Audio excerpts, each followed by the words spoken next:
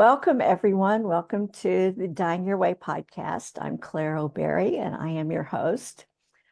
Today, we have the most delightful person you'll ever meet, Dr. Toni Reilly, as our guest. And I have interviewed Toni before. It's been 5 years since I've interviewed her. And in the meantime, I have been seeing this trajectory of her career. She is a doctor, and she is a psychotherapist with an emphasis on past life regression. So that was the main focus of our talk 5 years ago. I just found, because we had similar people and mentors and things that we had crossed paths, and it just really illuminated a subject about reincarnation and past life regression that I found interesting, and I know the audience did as well too. Since then, and she's a #1 best-selling author. Her book Awake is well known. So now she's written a second book that is called Grief is Not the Death of You. When I saw that title, it just packed such a punch when I read that title. And one of my goals this podcast season is to really shine a light more on the grief and loss that we all go through at different times in our life, and little deaths and leading up to the big deaths. So I really wanted to explore this topic with Toni, and you're just going to love her. So that was a wonderful intro. Thank you. That was a pretty intro, actually. How are you? And look at you. I'm just so happy to see you again. I'm really well, thank you. And it's wonderful to see you again. Can't believe it's been 5 years. I know. And wow, when I saw you, I know you've done it at least twice on Alex Ferrari's Next Level Soul. I was just so proud of you. I mean, it's just really elevating the discussion of what it is that you do and getting it to, I mean, they love you in the US, but a global reach, that someone like, he has. And I know you've done a lot of other things too. So I thank you for your time with us. And I really want to get into what it is. Okay, let's kind of go back over the last 5 years, and what is it that really grew you to the place that you're writing about grief and using it as a transformative tool in working with your clients and your patients and in the work that you do?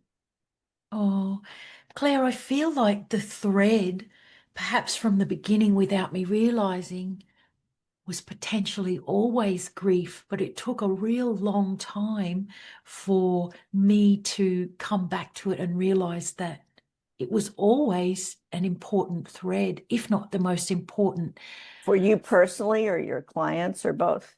Well, both, but it was something that I experienced not through death, though, through loss of, a few things for me, but identity and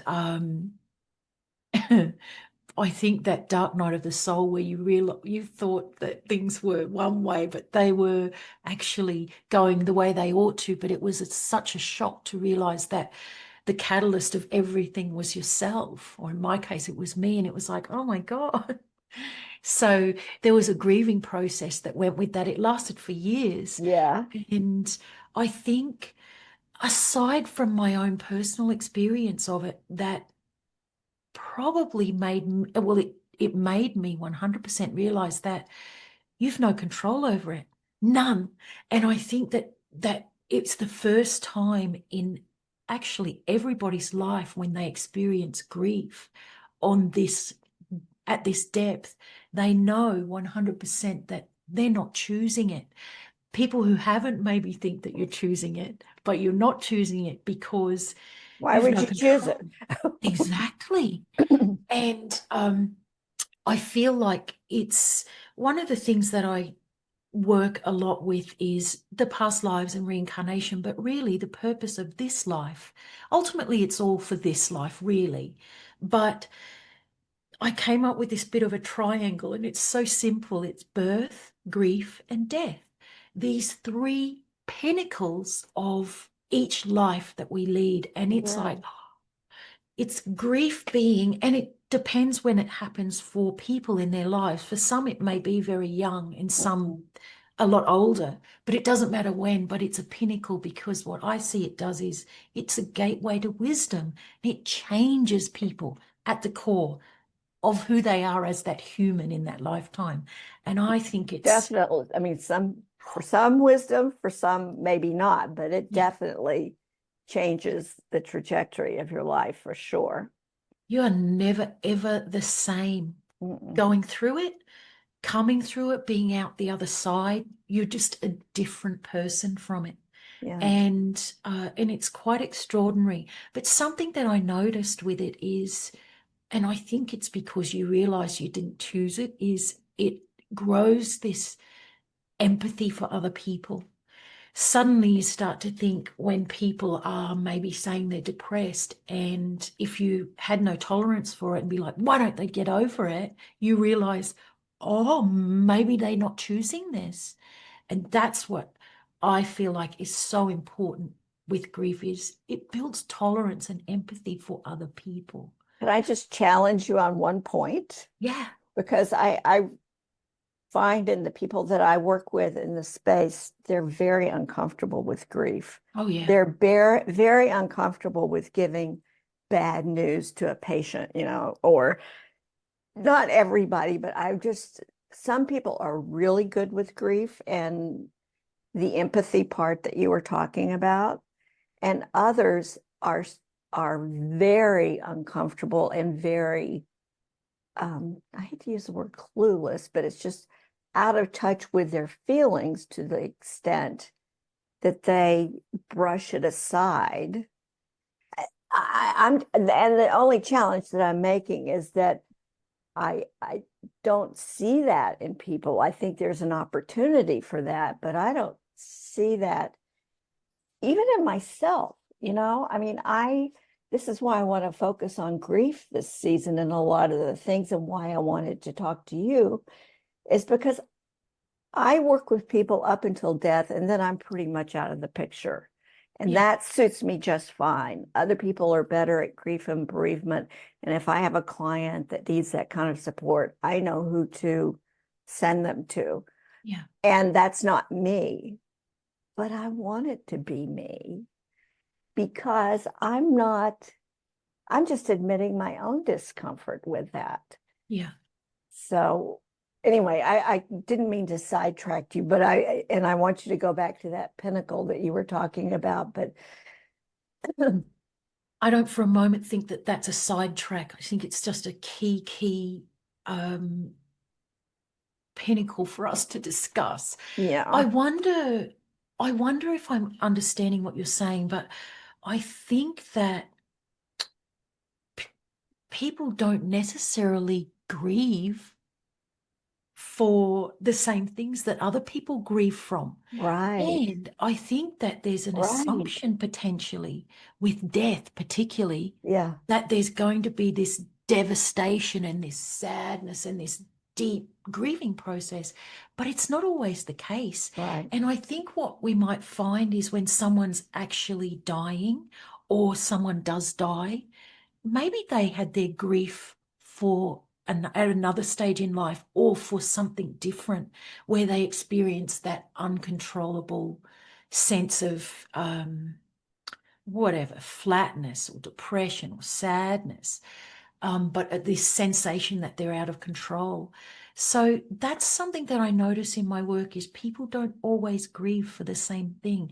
And it can become even where you can, some people could judge it as like, what are they grieving for that for? And they have no tolerance for it. For example, if someone were grieving for a pet and they're Mm, devastated, yeah, and then someone who doesn't feel that way about pets or didn't experience that for the death of their own pet, they're like, what? Why are Mm, they mm, in such a bad state? It's just a pet. But it's like to that person, it was everything. And it set off this process in them. And I think that's the same even with death and dying. And I think for some, the loss of someone, it can be a relief. You probably see this. For some, it's a relief. And yeah. then they battle with, can I say that? Am I allowed to say that I'm relieved? Am I going to be judged for it? Or maybe they don't feel devastated because they're even surprised that it's a relief now. They don't have to feel, however, whatever the relationship was like, maybe they feel free now. Mm. And so I guess grief is, We know the soul feels free. yeah, for sure. And I think it's just a matter of different things that we grieve for. What is the Yeah. loss? And or was it a loss as opposed to death, which is an absolute loss, no turning back from that. But actually there's no turning back from if a relationship breaks down and it's not coming back. So if that it's really a finite the ending of something that you you didn't know was going to affect you in such a way.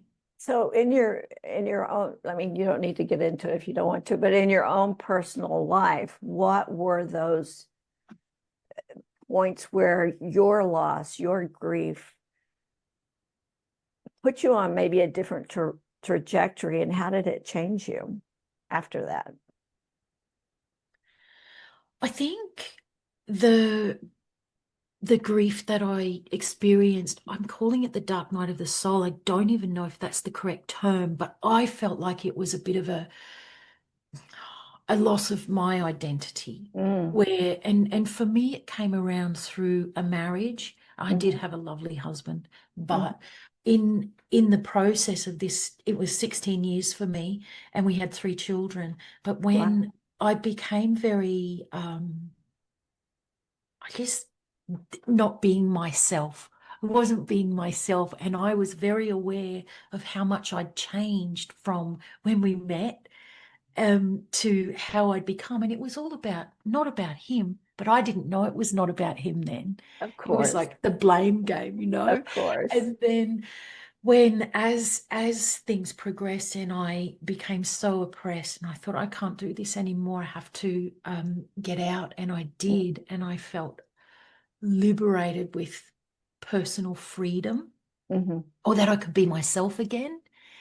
And and then of course there's so much reflection and devastation and not just or realizing that it wasn't all about me and that there was this other person who was suffering as well and not Yeah. because of me, but I always thought I caused it and why did that happen? Just so unaware, I guess.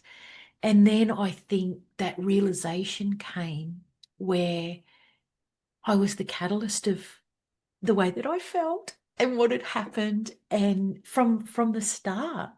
And that was a big, I think at times I felt sorry for myself in my grief. Sure, I sure. felt sorry for myself. Oh, I And totally also, relate. yeah, and I felt so guilty as well. I felt guilty for what I'd put out there and all the people that I'd affected Mm, mm, on reflection. And yeah, I guess that was, I know I grieved for it, but yeah, really it was for myself. I'm like, oh God, yeah. I've done this, I've done that. I've created this um, ripple effect. And then you have to live with it. I had my husband died in the 80s, and I it was an unexpected death, and it devastated me. I mean, it was a sudden heart attack, but I handled that so poorly. I won't even get into how badly but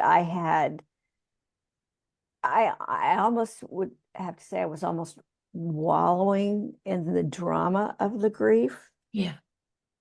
Just, I'm not that same person at all, but I really missed supporting my kids in their own grief journey, which is a huge regret that I have.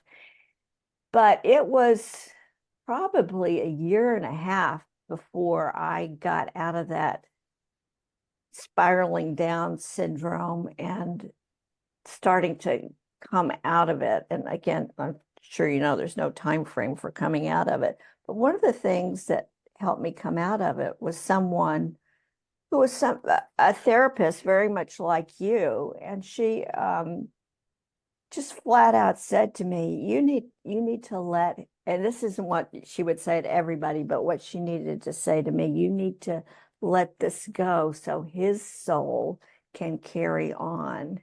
Your emotional attachment to him and the grief that you're experiencing is keeping him from his journey.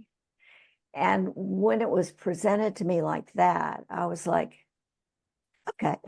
It was, I mean, I'm making it seem a lot more simple than it was, but I was kind of like getting into wallowing in the Yeah. grief. I Yeah. don't know if that makes sense, but it was.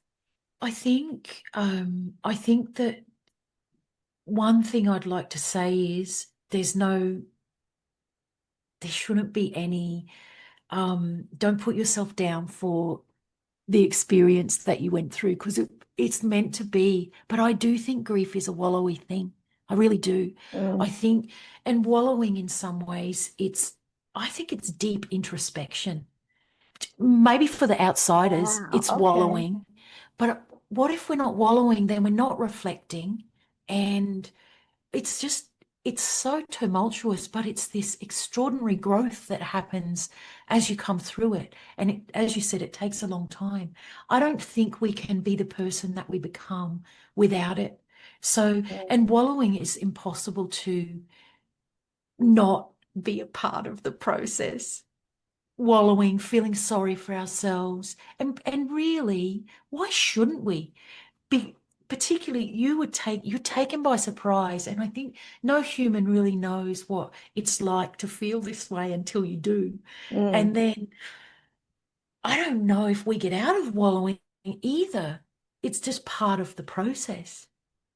So I think you've got to ease up on yourself. But I guess for you, as you've just said, what you needed to hear, which changes your trajectory in that moment, it's like, oh, a light bulb. And I think at some point, all of us will have something like that that happens. And it's like, it's almost like the phase is changing. It's meant to be that this something comes in to change the phase. And then you start to, I guess, climb the mountain. You can start to go upwards and or get out of the hole. Could I ask you something? Do you think I mean, in the moment, I didn't doubt what she said to me, but do you think that's true that those emotional attachments could keep someone that loves you on the other side from moving on? Is Oh that a my goodness, possibility? Claire, I'm so happy that you asked that. From my observations with the soul, so once we leave our body, we Hmm. transform home. There's no way that there's any holding the soul back. So even her saying that to you is Oh, literally for your human experience, whether she believes it or not.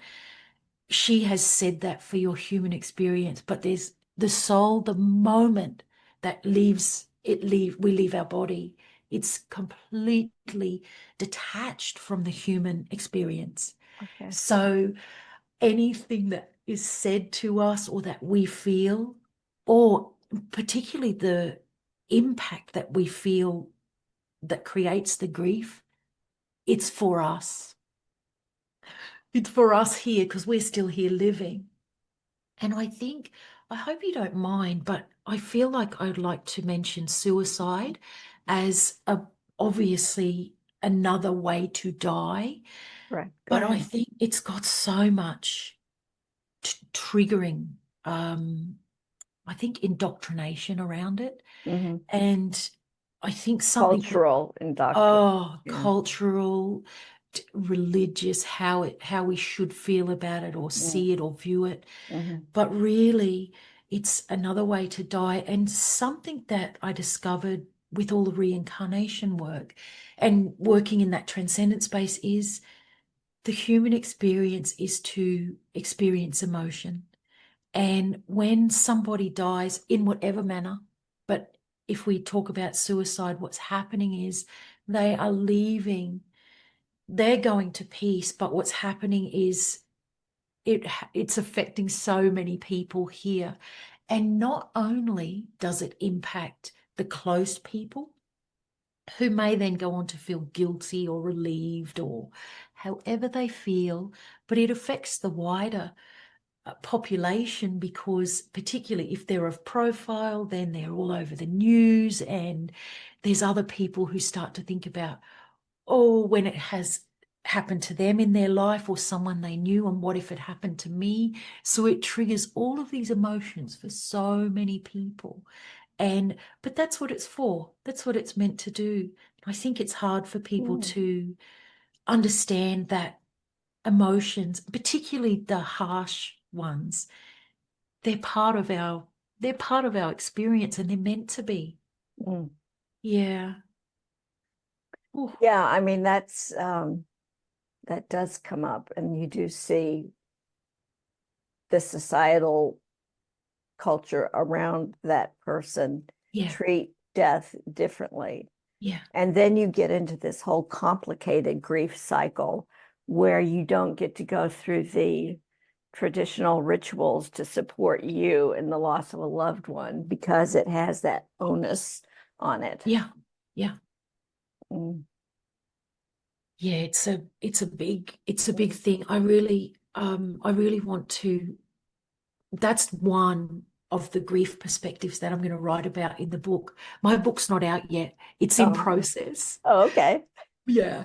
But that's what I'm going to focus it on, is the areas, different areas of life that put people into grief, into Yeah. the grief phase. It's interesting timing though that you're focused on that, and because of the clientele that you've worked with, and you wouldn't be doing it, I'm guessing, if you didn't think it was going to be of a support not only for them but for a larger audience. Yeah. How do you tie that back into the past life regression?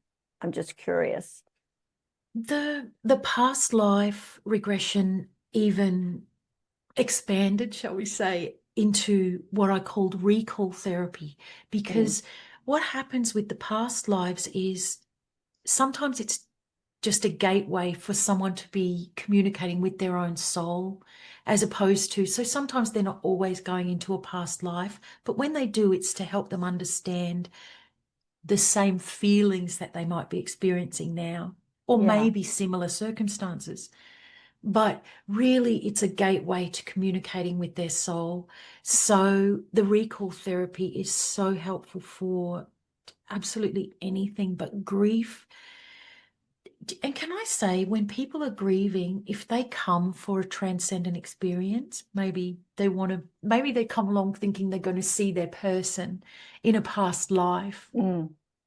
But what we can do now also is have that same transcendent experience and have them meet them in the afterlife. So there's so many facets of it now. But one way or another, when someone reaches out when they're in grief for help or this kind of help, it will be because that moment is timely for them. So where that your therapist said to you what she said and it changed your trajectory, it's like made you think a bit or bumped you into a different Mm-hmm. phase. Mm-hmm. That's what happens when they come for this kind of transcendent recall therapy, is it's time for them to have a switch, and they switch. Somehow it could be the end of the process for them, or it could be usually close to where they're having a real different outlook on what's happened. Mm. So, yeah, that's how the therapy fits in as opposed to the past lives. So it was more of a transcendent thing. Oh, Claire, and also when people go through a past life, the most important phase of the past life process Mm-hmm. or therapy process is the death scene. It's the most important part. And it without a doubt will show whoever experiences it how peaceful it is, and how the person who's experiencing the death, they know within themselves that it's time.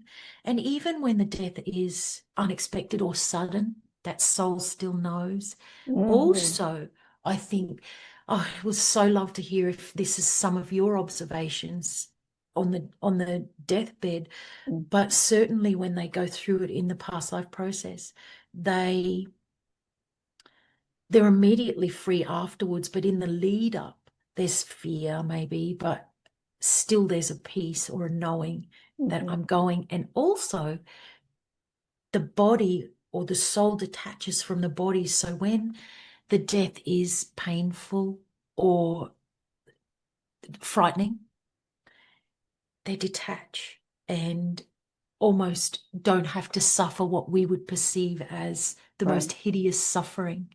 Mm. And so I think that's a gift when people go through the past lives and experience the dying process. Mm.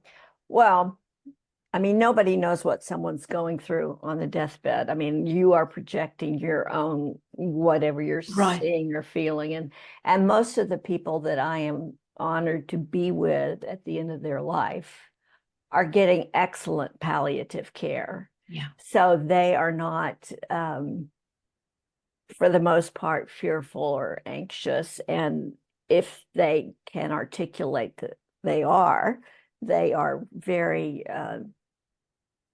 well looked after in that regard. I think what is why our conversations are really important, and I just say this at every opportunity that I have, is that the people that have had near-death experiences or have had near-death awarenesses or have a spiritual belief that believes in an afterlife, or people that are just curious about death prior to the event, have statistically 80% of them will have what we would call a good death, which is free from fear, pain, Yeah. and anxiety. The I mean, I have seen some horrible deaths, and it's nice to hear you say that it may look horrible to us, but that could just be our projection of what we're seeing instead of what they are feeling. Yeah. Can I jump the shark just a little bit here? Yeah. Because it's going along the same vein, but I'm probably just projecting my own fears. But the where did I get this concept? It was when we cross over and when we are going what people would call judgment day, or we're instantly doing a past life review and seeing all the good or bad things that we've done, that um, what we're able to experience on the other side that we can't really experience here is that you're seeing all the things that you did in your life, good or bad, and you are experiencing the emotions of the people that you affected. So that is what's hitting you coming back, is like, oh, I had no idea when I did this. That was the chain reaction that I caused, or that was how they emotionally felt, or even the good things, that we do. I had no idea that that student, heard what I said and it changed I mean, it works both ways. But what are that's why I said I'm jumping the shark, but what are your thoughts on that? Okay, I've got big thoughts on this. Oh, good.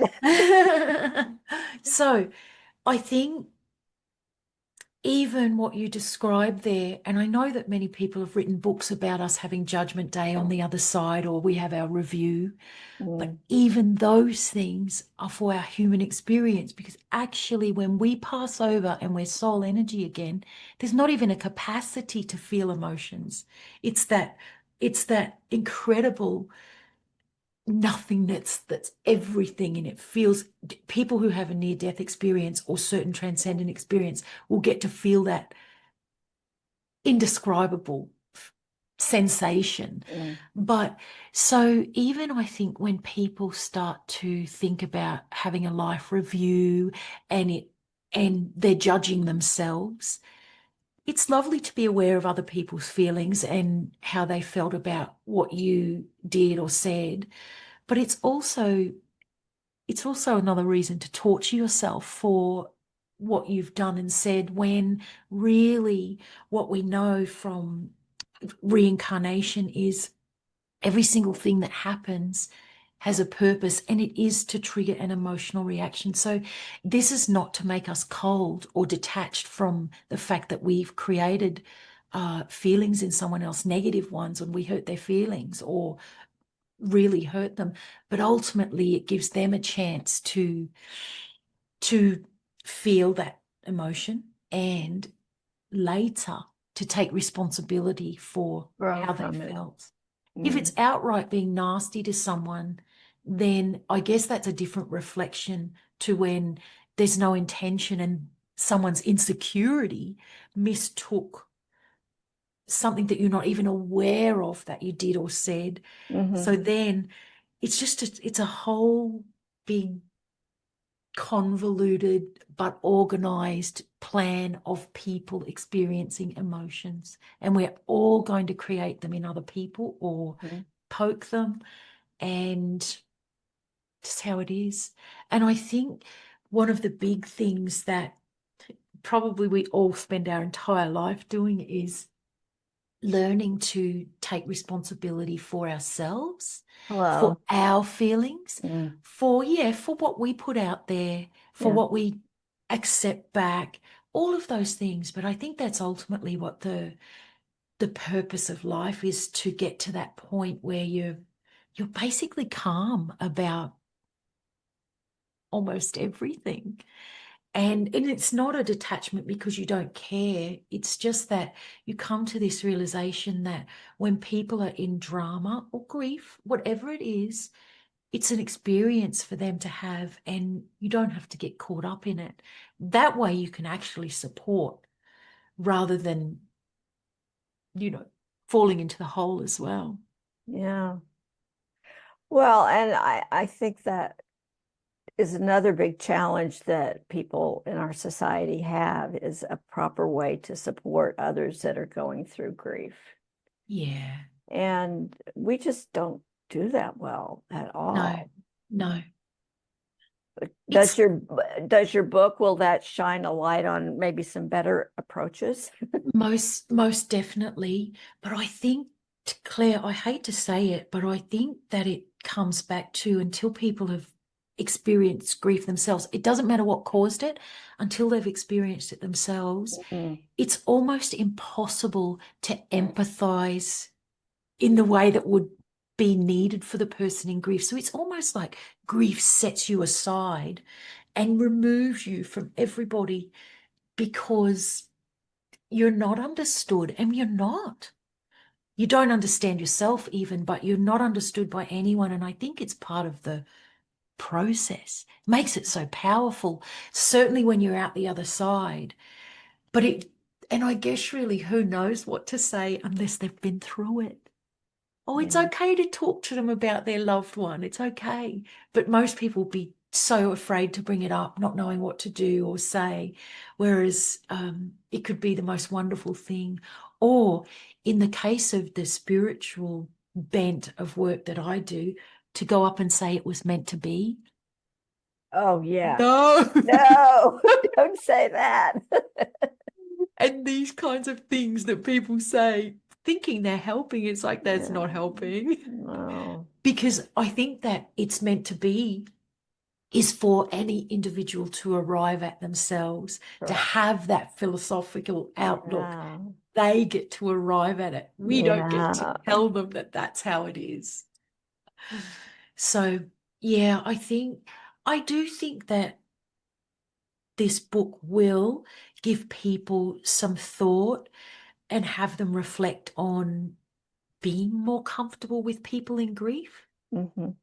going easier on themselves if they've been in grief as well, or if they're in Mhm. it. So there's a whole lot of, I guess, tolerance that is the ideal outcome. Acceptance for those in grief and tolerance for others who are. Yeah. I mean, in our training that we're given at hospice, that is just, excellent training. When it came into this subject material, I think where I was most comfortable to land was to just listen.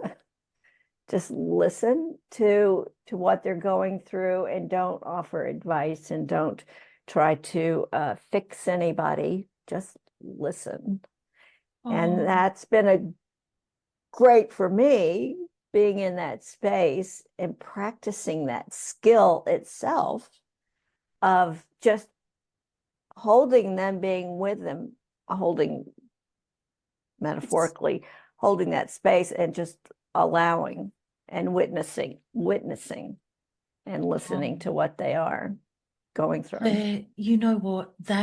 Those are the foundations for any form of counseling. The foundation is to listen, even if we're talking about family dynamics and a mother and a daughter, for example, or parents. Sometimes your kid just wants to be listened to. Maybe your mum just wants to be listened to, not necessarily have a solution imposed on them. So listening, and it's like listen to understand, not to respond. Wow, that's great. Yeah. Listen to understand, not And it's to so hard respond. Oh, yes. because we inherently, Mm, well, some of us want to make us, we want to fix it. We want to make a solution. We want to get out of the uncomfortableness of them feeling um, not great. Maybe they're crying. And can I say one more thing as well? oh, When people anything. cry, most the most natural thing is that we will hug them. We want to do something to stop them from crying, but it's because we're uncomfortable. And even when people say, that we're doing it to comfort them, it's like, don't do it. Let them, let them cry. It's so important. Listen. I mean, maybe if you want to reach out and touch, because I think sometimes that's a natural reaction, but even that can stop them. So if you've got the capacity Mm, to sit there and listen, you can hug them later. You can hug them later, but if you hug them in the midst of them expressing themselves, you'll stop them and then they'll be back. And you've almost blown their opportunity to have a big release. mm, mm. Yeah. Yeah, that is so powerful, Toni. Thank you for that. It's just a reminder, but I mean, I think we all need to hear it again and again and again and Yeah. again. The things about speaking their name, Yeah. saying their name, I think that's really important, of the loved one that they lost, the pet that they lost. I mean, speaking their name. And, you may not hug them then. I mean, I wouldn't do this with someone I work with professionally, but if it's someone I know, a month later, I may take them a big bowl of soup, you Yeah. know, just something to remember them. Because I think a lot of well, I mean, I think the rituals that we have of the week of the funeral and the funeral and all that are very important for society, and to reintroduce that person as this is the husband that is now the widower. And Yeah. they're introduced as a new role. I was going to go somewhere else with this, and I forgot what that thread was. So, couldn't, anyway, maybe it'll come back. But It'll come anyway, back. yeah, I mean, I just think it's very important that we go through the rituals, but and just not drop it off like, okay, the week's over, and next. And I think that's where I naturally go. And I'm trying to, by having these conversations, trying Mm, to course correct that about myself. yeah. Yeah. Yeah. I think I want to say, just back to the crying thing, you'll have noticed this when someone is they're telling you about what's going on for them, whether it's they've lost someone, it's been death, or their time is up, is numbered. But if they cry, if you allow them to, they don't even cry for very long. It's almost just this release. And then, and if you don't stop them, maybe you can grab them a tissue, but you don't even need to be quick to do that. But allow them to do that, and then they start to talk more and be less emotional about things. So it's just such a gift to listen. Such a gift. Mm. And wow, I was going to say something else about what you said before, but it's Well, escaping me for the moment. I'm thinking about myself when I Yeah, was, say, 4 years old. And, you'd be crying about something like the world is over, and I'm alone in my room and I'm crying and I'm crying and I'm crying and I'm looking at myself in the mirror, crying, crying, crying. And then I turn into the witness and I'm just like, I'm almost laughing because of how I look in that 4-year-old state of crying. And there's something about the wisdom of that little 4-year-old me in just that practice of witnessing. Maybe it takes looking at the mirror in the mirror. I don't know. I'm kind of going all over the place, but there's something about witnessing what it is that you're experiencing to maybe take it to a different level. What do you think? absolutely. Okay, I've got something to say about this. I'm just going to say, for you to do that as a 4-year-old, Yeah. as if your path was not to do this incredible work. It's already in place as this little kid. You're witnessing things that probably nobody, or not many people, would even think of. And you still remember it so clearly as well. It's so special. I don't know. Don't you think most 4-year-olds, if they were in that same scenario, would do that? No, I No. don't think so.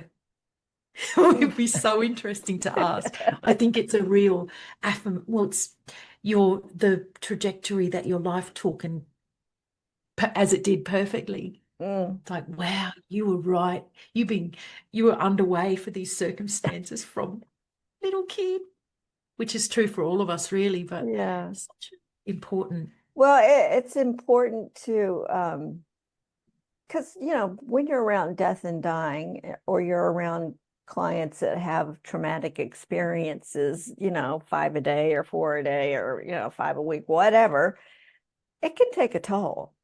Oh It, yeah, it, it can, so I think that ability to, again, witness what's going on internally for me, I'm constantly kind of course correcting, even if it's in minutia. So I'm taking care of myself, stepping yeah. back, questioning. Yeah, and it's because we're in this field. I say we, because I think we're just, different ends of it, but we're looking at the same thing. You know, it's not easy sometimes. I think because people in that phase are really, I think what happens is they've got nothing to give at that point. Hmm. And they're not meaning to drain anybody, but they're just in this space where it's very self-absorbed. Mm. It just is. That's And fine. I think that's why as the the healer or the therapist, then what's ideal is that you're detached enough to not be in that space. But it's hard not to be, isn't it? To be entirely detached is Well, probably almost impossible. well, no, well, yes and no. I mean, I think of myself as a third party, and I'm not in it. I'm just like an unbiased third party Yeah. walking into a very emotional, challenging situation for families. But I had some training like back in the, 1990s, late 1990s, where I would go into prisons and teach meditation. And I had a lot of training before I went in and did that.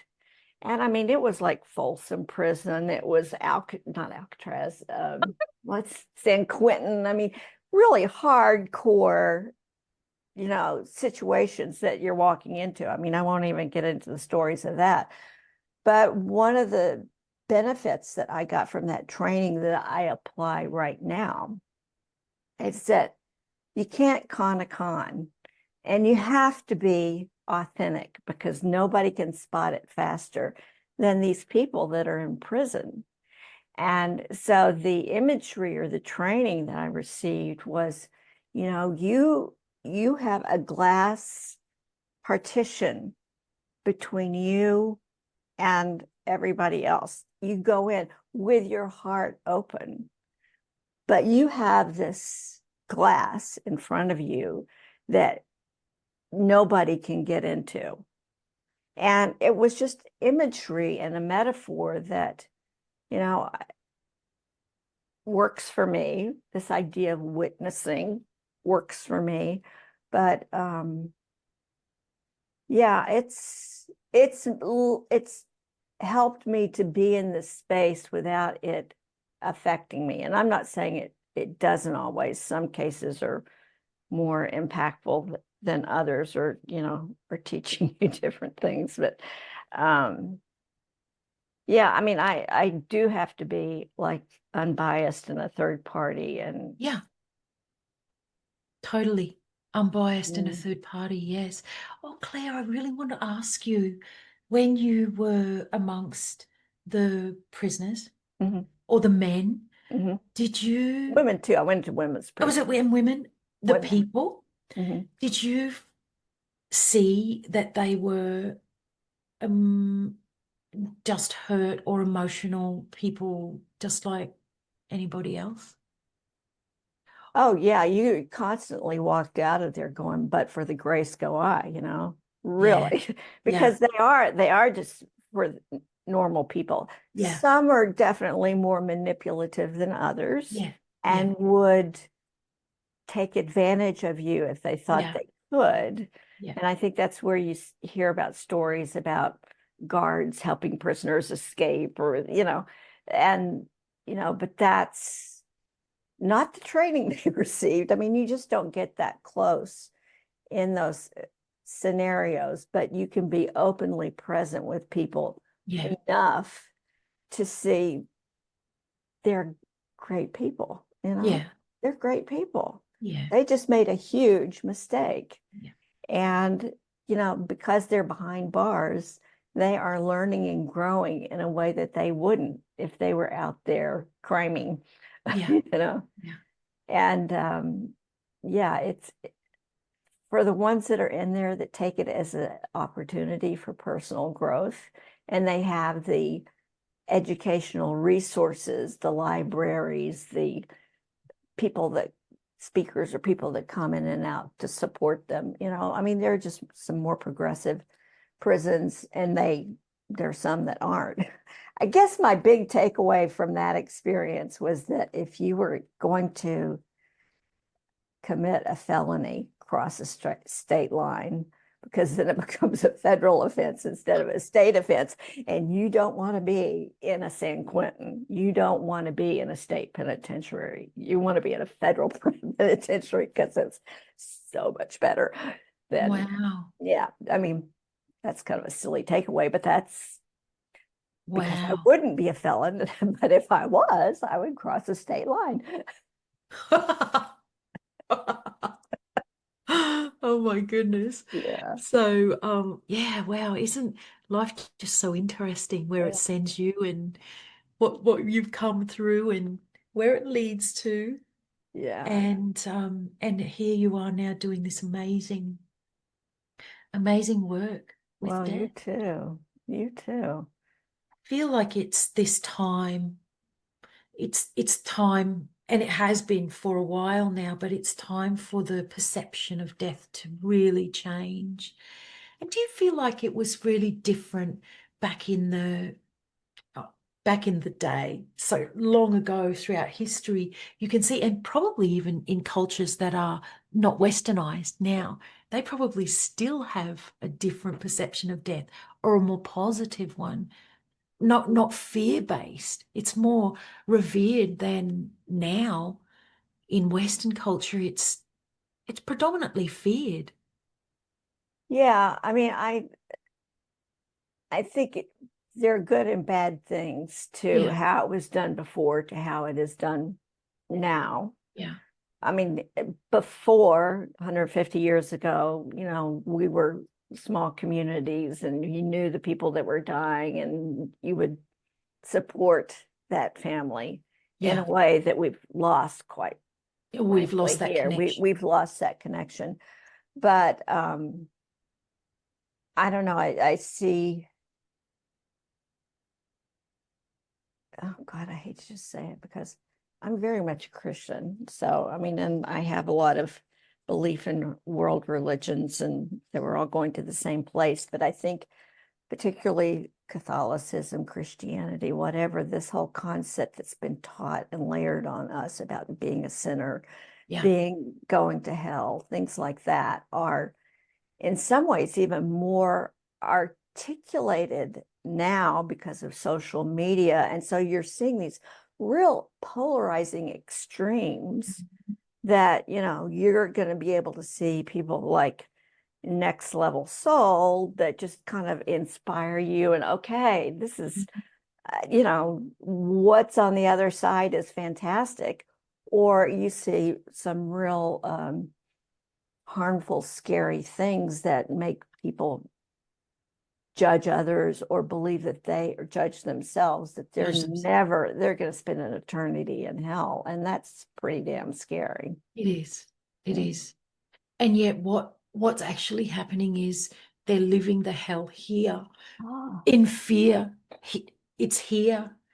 But I guess the thing is people are on their path and they might have a different perspective on it later, I, for I, whatever reason. I had an interview recently with Reverend Cress Darwin. He's at the Second Presbyterian Church in Charleston, South Carolina, was involved in as a community supporting the AME Emmanuel Church, where they had the 2015. The guy came into the Bible study and he shot all those people and Right. everything, and he, I just flat out asked him. I said, "Do you believe in hell?" Not knowing what he was going to say because here he's a Presbyterian, and he just said, "No, I don't. I believe in separation from God, and that is hell." Yeah. That's powerful, isn't it? I was just like, okay, I don't need to ask, I don't need to go anywhere else. I want to leave it right Fantastic. there. Just separation from God. Yeah. Oh, Wow. Toni, you are just the most lovely human being. I can't remember how it was that we met. We had mutual friends, but I am grateful to that person to introduce me to you and that we are uh, doing the work that we do. Yeah. I want to give you a little bit of time before we end about just saying more about what it is that you do, how people can find you. And I know it's Toni Reilly Institute, but it's Reilly, Reilly. Yes. Toni with an I, not with a Tony with Y. an I. Yes. Tell us about what your next year is going to be like. Okay. So next year is basically this year we're fine-tuning soul life psychology, Mhm. which is meta psychology or metaphysical psychology, not clinical. So we're fine-tuning it. Been working on it for a long time, probably 15 years, but so it's been developing for that long. Mm. And also I'm writing the book at the moment to give a different perspective on grief or Right. highlight the same circumstance and different reactions to it, Thank you. different perspectives on it, so that people can, I think, first and foremost, ease up on themselves and then also be more tolerant of others as well. So, I mean, it's not a, what, can't even believe I'm saying this, but it's not a sexy topic, but it's actually for me just the most fulfilling thing to be talking about Mm. is these big experiences that we have in life that invoke such deep and many different emotions. So, yeah, I think putting that out there and also not dwelling. We're not talking about grief to dwell or even past lives to dwell in the past. We want to make this experience that we're Mm. living now as best as possible so that we're living and not in fear, living life for the wonderful things that it offers us. And I'll give you some examples. We get to touch, we get to taste, we get to hear. Maybe some of us don't, but then our other senses will be highlighted or amplified. We can see and we can talk to each other, we can connect with each other, and we get to feel. So it's there's some amazing things to be had in that. We've got Which is why we nature. want to come in the first place, is to Yeah, experience that, we right? did come to experience the human experience, what life offers here on a very dense planet. And I Yeah. think it's wonderful if we can be kinder to ourselves and be okay with experience it instead of thinking everything that we're doing is wrong or this thing's really wrong or that's really wrong. And it's really all it does is make you feel bad. And maybe you make someone else feel bad instead of just enjoying what you do. Maybe not. Stop seeing everything as flawed, particularly within yourself. Mm. Mm. Beautiful, beautiful. Okay, well, I just want to keep going, but I'm not going to take any more of your time. You're in Melbourne and I'm in Western Australia, and I just so appreciate you giving me the middle of your day to Oh, spend time with us. You're just a treasure. thanks, Claire. Yes, so there we go. Thank you so much for having me. Toni Reilly Institute.com, and there will be a link in the episode notes so you can go to her website, and she has some great trainings. And I mean, you'll let me know when this book comes out, right? Because I'm going to be the first one to buy it. Oh, Claire, I will absolutely let you know. And I just remembered, I hope you don't mind me saying, but Oh, in the end of this month, so it's only a mhm. couple of weeks away, I'm speaking at the Afterlife Convention in Sydney. Oh, It's wow. the 28th and 29th of June, and there's a lot of speakers there. They're all talking about one way or another the afterlife, but in a more um, less floaty, new agey way and a bit more of a scientific way. So a bit of a science meets spirituality. Okay, I'll try to time this coming out about that time. So it's, yeah, thank In you. Sydney. Thank you. Thank you. And we'll stay in touch for sure. Thank you, Claire.